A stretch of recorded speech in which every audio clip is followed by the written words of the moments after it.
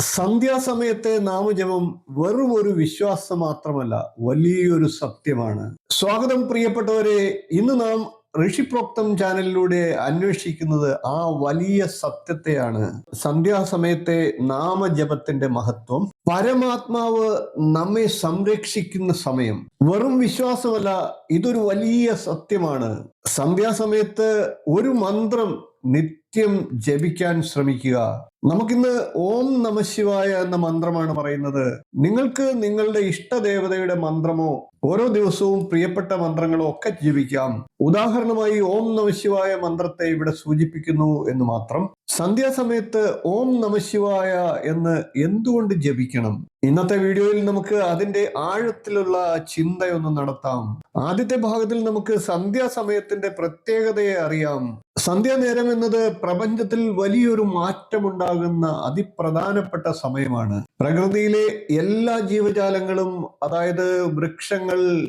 പുഴകൾ, പക്ഷികൾ, മൃഗങ്ങൾ എല്ലാവരും ഈ മാറ്റത്തെ അനുഭവിച്ചറിയുന്നു. പക്ഷെ മനുഷ്യൻ ഇന്നത്തെ തിരക്ക് മൂലം ആ മാറ്റത്തെ അനുഭവിച്ചറിയാതെ മറന്നു പോകുന്നു. നമ്മുടെ പുരാണങ്ങൾ പറയുന്നത് ഈ സമയത്ത് ഭഗവാൻ ശിവൻ താണ്ഡവ നൃത്തമാടും എന്നാണ്. സൂര്യന്റെ ശക്തി കുറയുമ്പോൾ ഭൂമിയിൽ തന്മയമായും അതിസൂക്ഷ്മമായും മാറ്റങ്ങൾ സംഭവിക്കുന്നു. അതുപോലെ ഭൂമി, ആകാശം, വായു, ജലം, അഗ്നി എന്നീ പഞ്ചഭൂതങ്ങളിലെ ഊർജം തിന്മയുടെ അഥവാ നെഗറ്റീവ് എനർജിയുടെ സ്വാധീനത്തിലേക്ക് തിരിയാൻ സാധ്യതയുള്ള സമയം. അതാണ് സന്ധ്യാകാലം. ക്ഷേത്ര കവചം ലഭിക്കുന്ന സമയം. ശിവനാമത്തിൽ നിറയുന്ന മഹാശക്തി. ഓം നമഃശിവായ. ഹൃദയം മധുരതരമാകട്ടെ. അസംശയമായി നാം പാടുന്ന ഒരേ ഒരു സത്യം നാമജപം. ഇനി നമുക്ക് സന്ധ്യാനേരത്തെ മന്ത്രജപത്തിന്റെ മഹത്വത്തിലേക്ക് കടക്കാം. പ്രത്യേകിച്ച് നമുക്ക് ഓം നമഃശിവായ എന്ന മന്ത്രം ജപിക്കുന്നതിന്റെ വിശേഷ ശക്തിയിലേക്ക് കടക്കാം. മന്ത്രജപം നമ്മളെ നെഗറ്റീവ് ഊർജങ്ങളിൽ നിന്ന് തടയുന്ന ഒരു സുരക്ഷാ കവചമായി സംരക്ഷിക്കുന്നു. മനസ്സിലും ശരീരത്തിലും ഒരു പോസിറ്റീവ് എനർജി നിറയ്ക്കുന്നു. അതായത് ശിവകടാക്ഷം,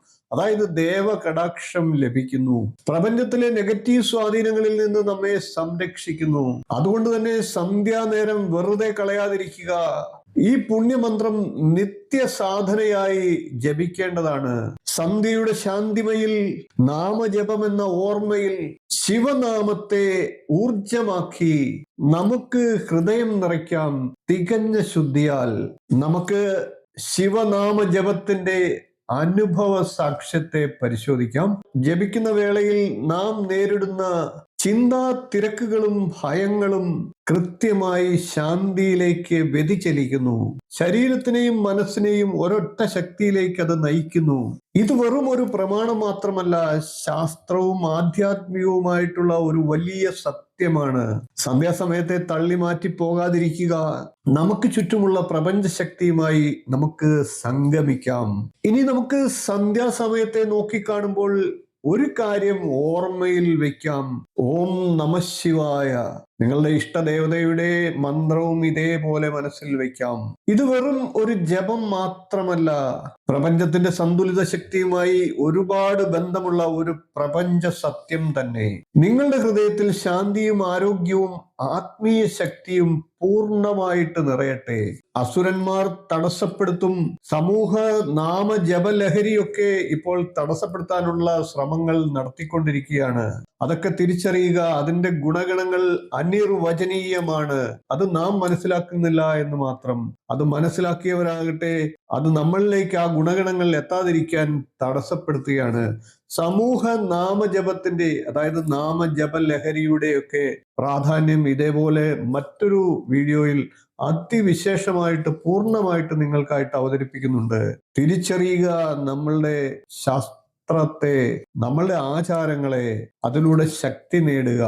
ഋഷിപ്രോക്തത്തിലെ ഇന്നത്തെ ചിന്താസരണി കണ്ടതിന് ഏവർക്കും നന്ദി. സബ്സ്ക്രൈബ് ചെയ്യാനും പ്രിയരോടൊപ്പം ഇത് പങ്കിടാനും മറക്കാതിരിക്കുക. ഹൃദയത്തിലെ ആത്മാവിനുള്ള സ്നേഹ സന്ദേശമായി ഇതിനെ കരുതുക. ശിവനാമത്തിൽ പരിപൂർണത കാണുക. ഓം നമഃശിവായ.